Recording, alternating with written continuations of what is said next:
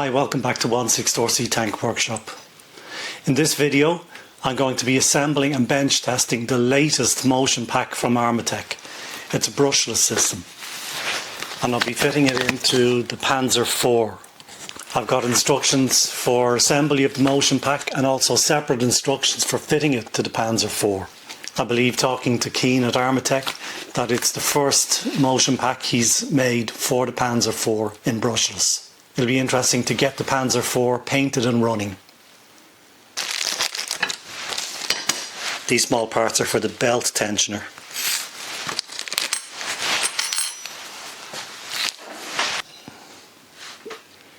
First we make up the belt tensioner, and then we have the tensioner shaft.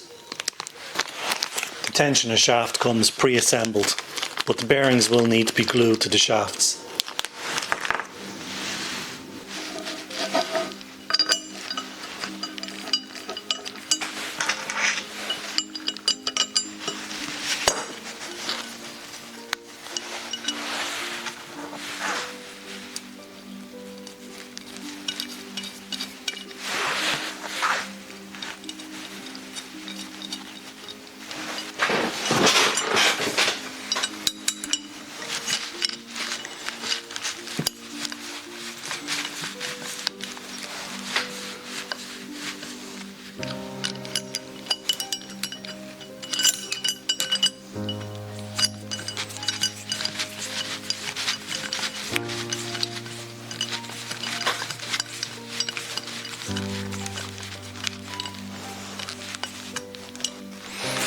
This will be left loose for now.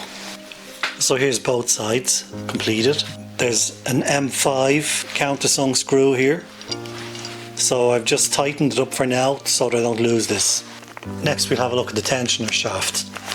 They come pre-assembled, but the bearings need to be glued to this shaft. It's 638 to glue the bearings to the shaft.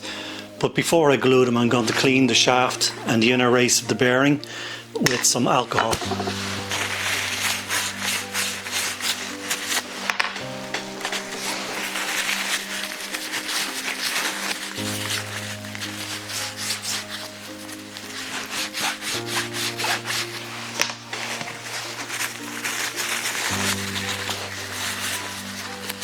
The alcohol will remove any grease on the bearings.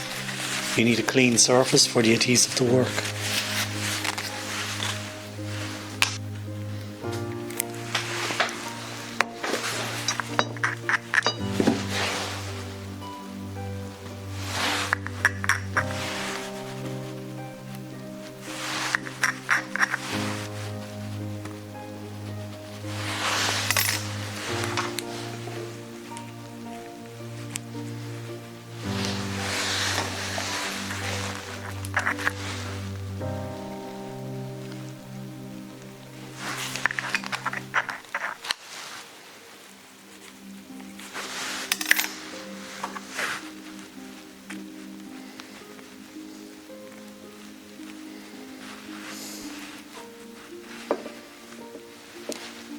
I'll allow that adhesive to cure for a while.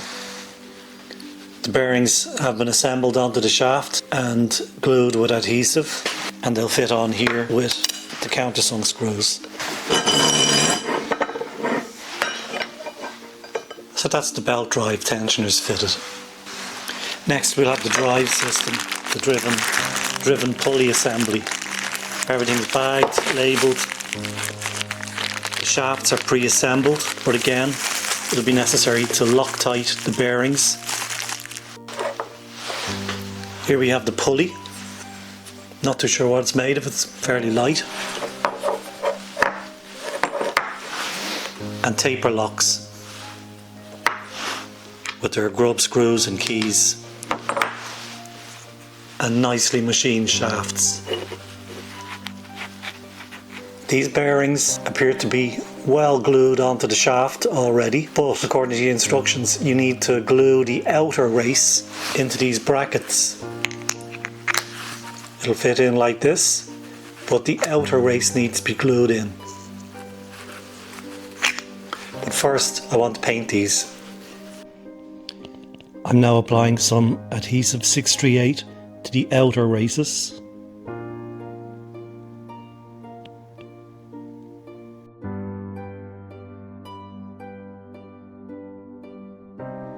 All the parts were cleaned first with alcohol before applying the adhesive. I'll leave this part to stand now for a while.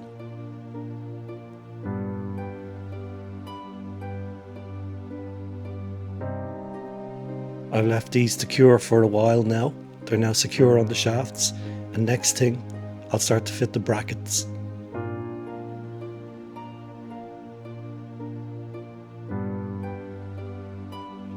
The screws for the brackets are quite tight, but I have used some blue thread locker also.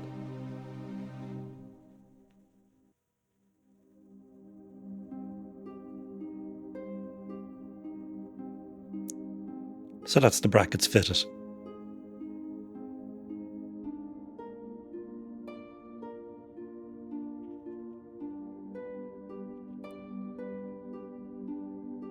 And now we have both brackets completed. Now I'm going to fit this key into its slot. It fits in securely. And then I'm going to apply some oil to the grub screws. These will need to be taken out occasionally.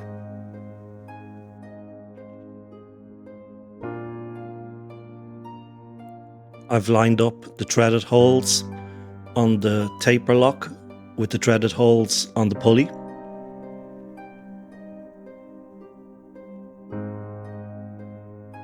And these will just slide on over the shaft and the key.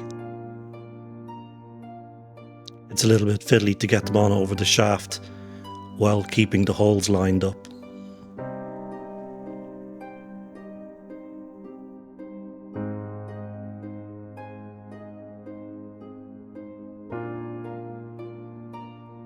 I'm now inserting the two grub screws that are used to tighten the pulley onto the shaft.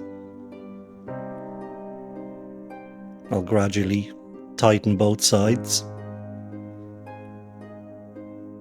The third hole is for removal of the taper lock.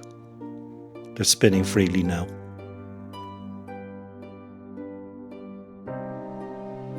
The gear on the motor mount is attached with two grub screws. I can loosen these to adjust the position on the shaft.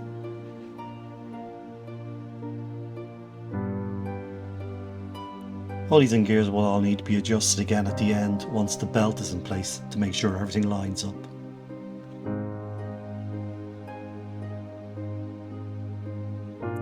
Next, we have the motor mount spacers. They're fitted in place with M5 nuts, nylock nuts, but again, these parts were missing from the kit. Luckily I have some M5 nuts. I'll get some nylocks later in the hardware shop. There should have been 6 in the kit, but there were only 3. I seem to have got extra M4 nylocks instead. I'm just using these screws to help tighten the spacers onto the bracket. I'll remove them again once it's tight.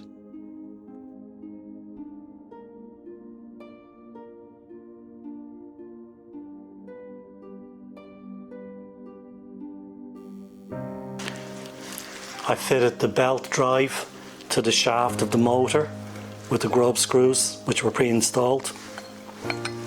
And the motor mount will fit on like this with the M4x8 countersunk screws. Again, the M4x8 countersunks were missing from the kit, but luckily I had a good supply of them.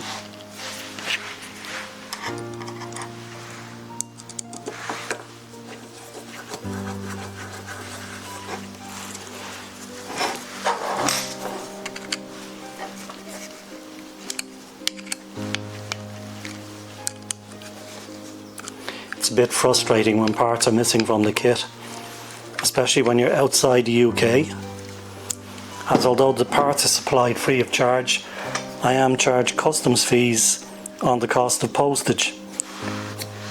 But on top of the custom fees, there's also customs handling charges, which are more than the fees. So it's a bit frustrating when parts are missing.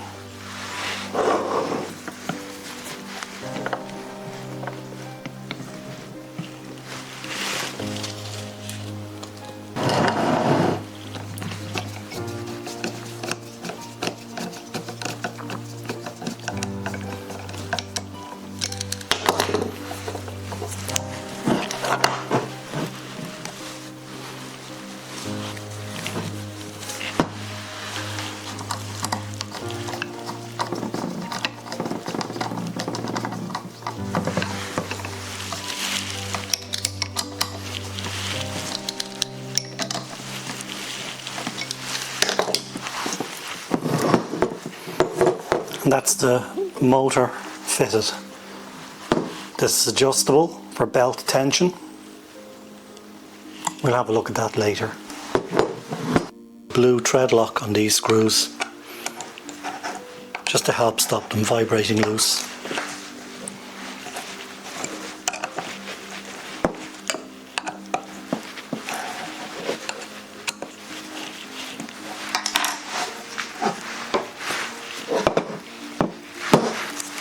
Here we have both of the motor mount assemblies. I haven't adjusted the tension yet. The instructions state there should be approximately 10 millimeters of deflection when the belt is pushed between the tensioner and the drive pulley. I would say that's about there. Measuring, I think that's about 10 millimeters of deflection here. So I'll get the other belt to the same position. Came with these 2 millimeter spacers which fit between the motor mount here and the side of the hull. This will prevent the gear from rubbing against the gearbox assembly. Turret rotation motor now. The gear is held in place. It just needs to be removed with the grub screw. This will fit here. It says to be fitted with 4 M3x10 button heads. Again, I didn't get them with the motion pack, so I'll have to see what I have in my parts box. Here we have the turret rotation motor fitted to its mount.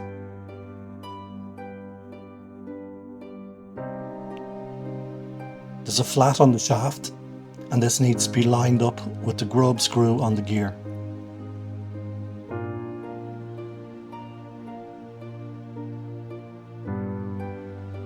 Now we just tighten that into place.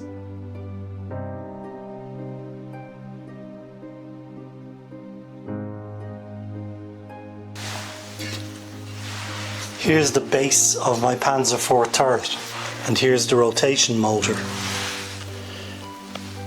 The rotation motor, when it's fitted to the deck, will sit about here. So it's not able to engage. It's not able to engage with the gear here.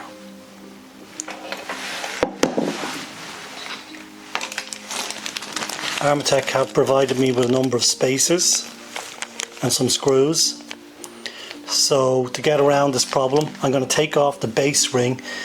I'll see if I can find some way of lowering this ring so that it engages with the gear on the motor. I'm just removing the screws that are holding the gear ring on.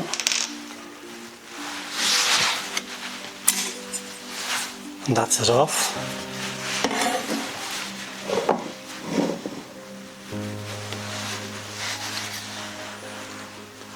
Here are the rings removed. The idea, I think, will be to drill through here at 4 points and insert countersink screws with spacers in between to lower the ring. I've plotted the locations of my holes here, here, here and here. So now I'm just going to drill them out. I've drilled for the 4 screws and countersunk here so that it won't interfere with refitting here. Next, I'll fit the spacers. These are my new countersunk screws onto which I'll fit the spacers, and then the gear ring can fit over.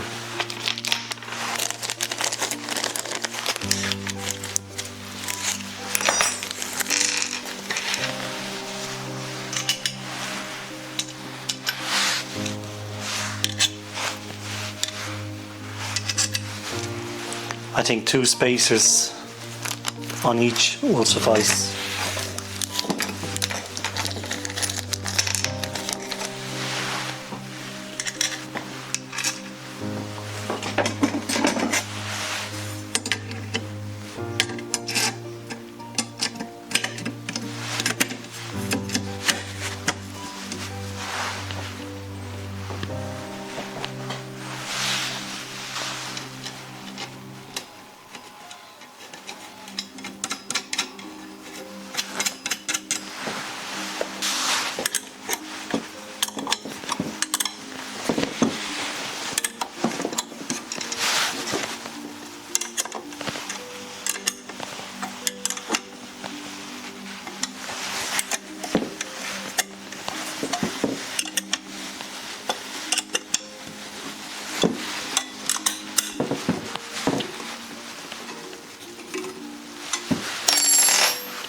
And that's the gearing lowered.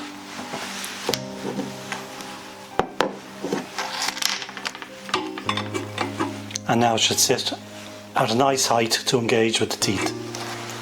I fitted the bracket here which holds the elevation motor. I won't be fitting the rotation motor in yet until everything's tested.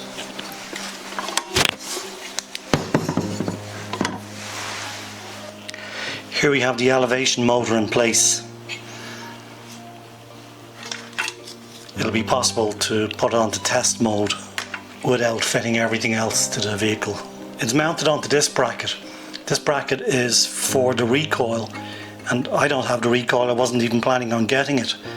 So if at some stage if I don't get it, I'll remove most of it.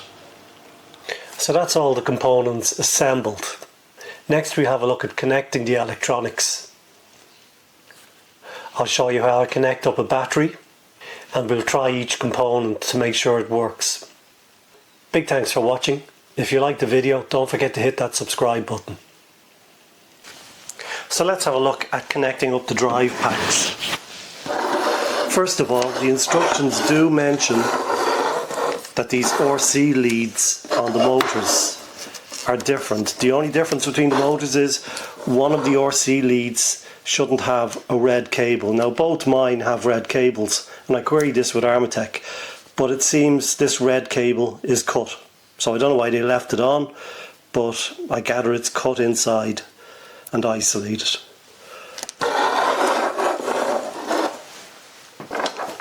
Here we have the main fuse box.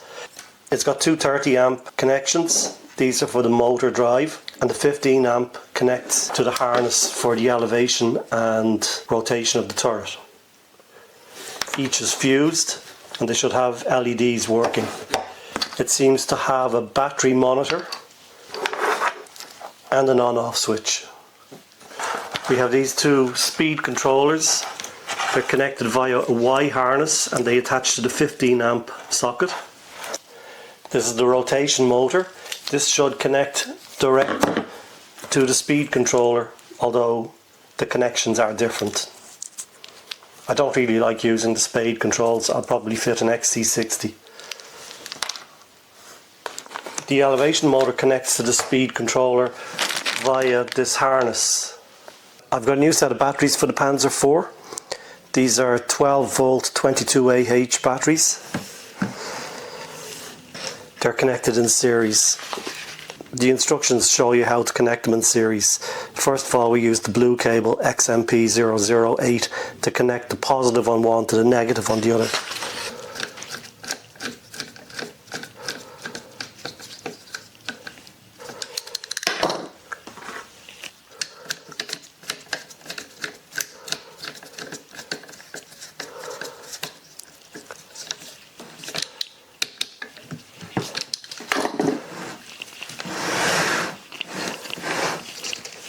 Next, the positive cable from the power unit.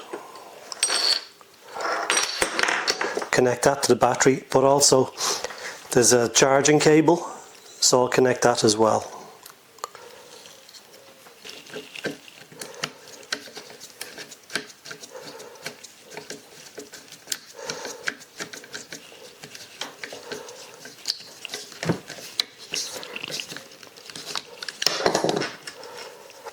followed by the negative cable.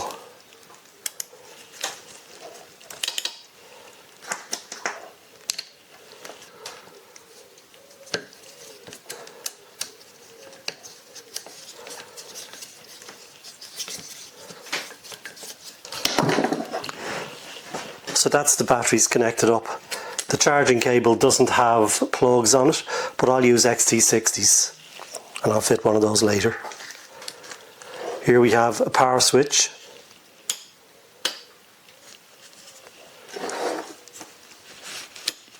This is the old radio I'm using for testing.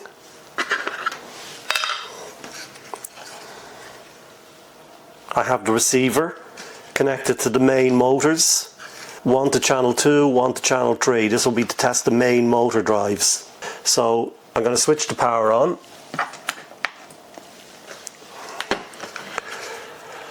I've got a green light to say that it's bound to the transmitter.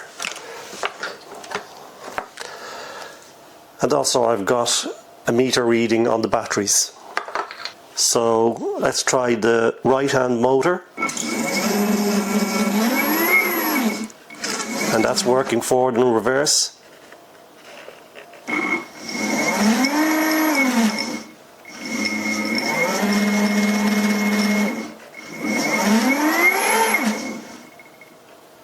So the drives are working.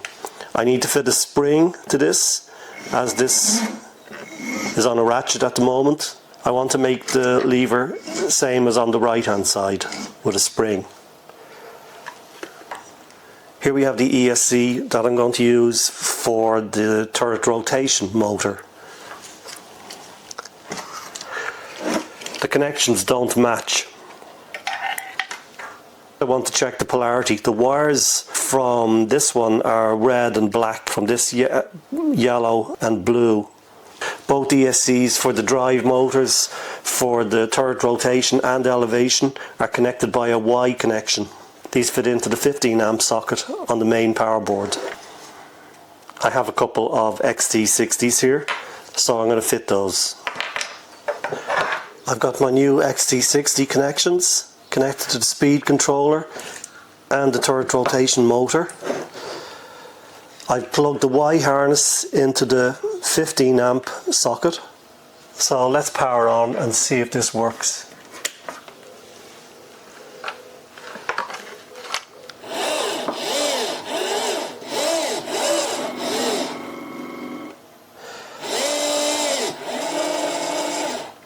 And we have turret rotation.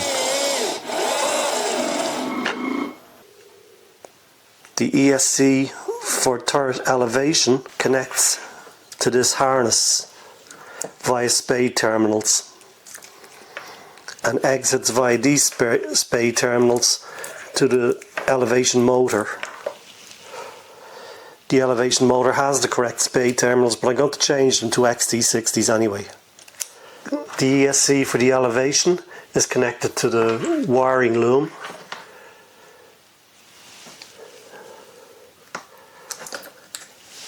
And I've connected an XT60 connector to the motor and the wiring loom.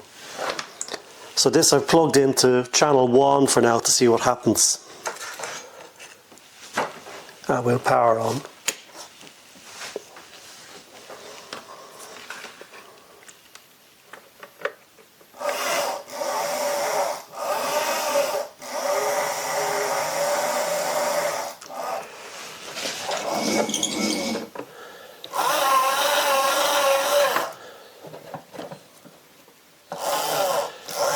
And that's the motor working.